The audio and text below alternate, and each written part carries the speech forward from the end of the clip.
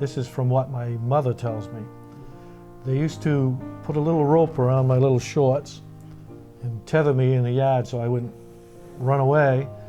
And she told me that one day she got a knock on the door and there was a bunch of girls out there and said, "Hey, your little boy is down the schoolyard with no clothes on."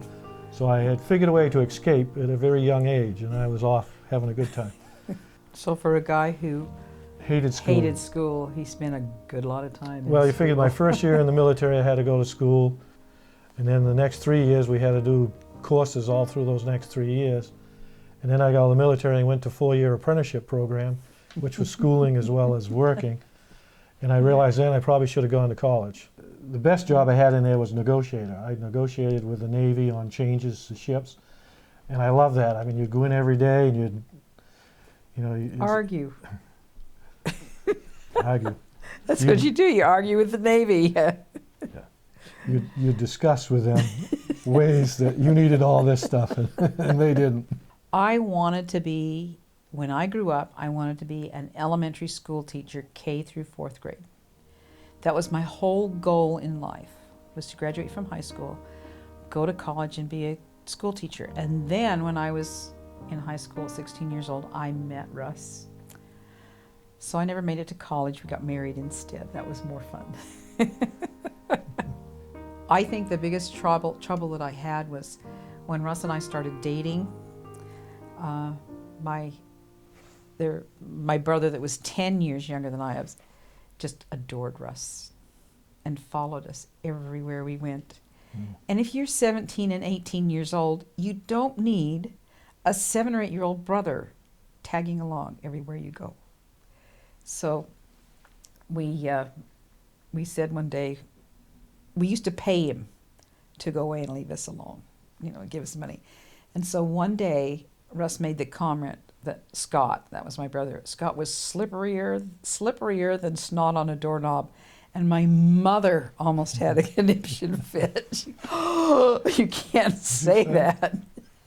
They were very sheltered, you have to remember. We were very sheltered, yes.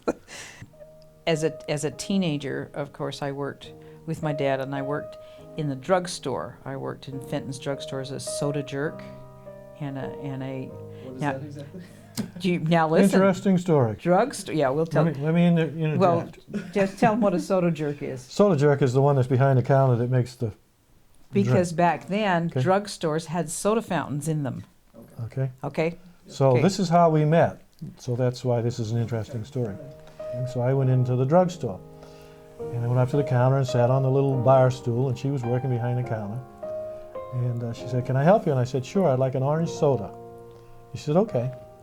So she went over there and she's making it, and I'm just sitting there, waiting for my orange soda to come. And pretty soon this, what I call an ice cream soda, come over.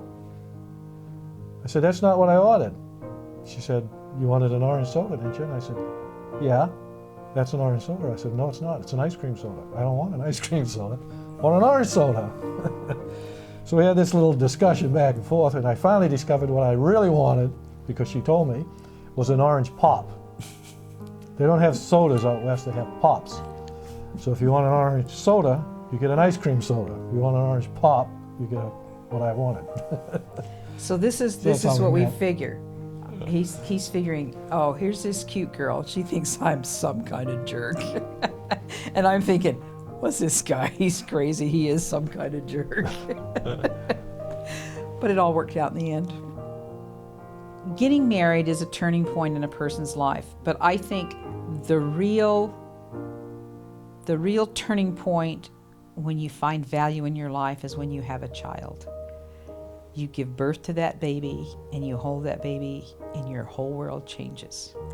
And you don't realize until you get our age that it changes forever, because even after that child turns 18 or 19 or 20 and leaves home, you still have You're still feelings. a parent. You're still a parent. Still worry and concern and Forever. try to do what you can to help them, and they still don't listen.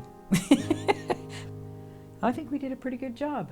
Okay, they're all productive They're citizens, all married good and happy. kids. Can't ask for more. Yeah, and they've produced the very best thing there is in the whole world, and that's grandchildren. Grandchildren. We have 13 grandchildren. Yeah. That is the best thing.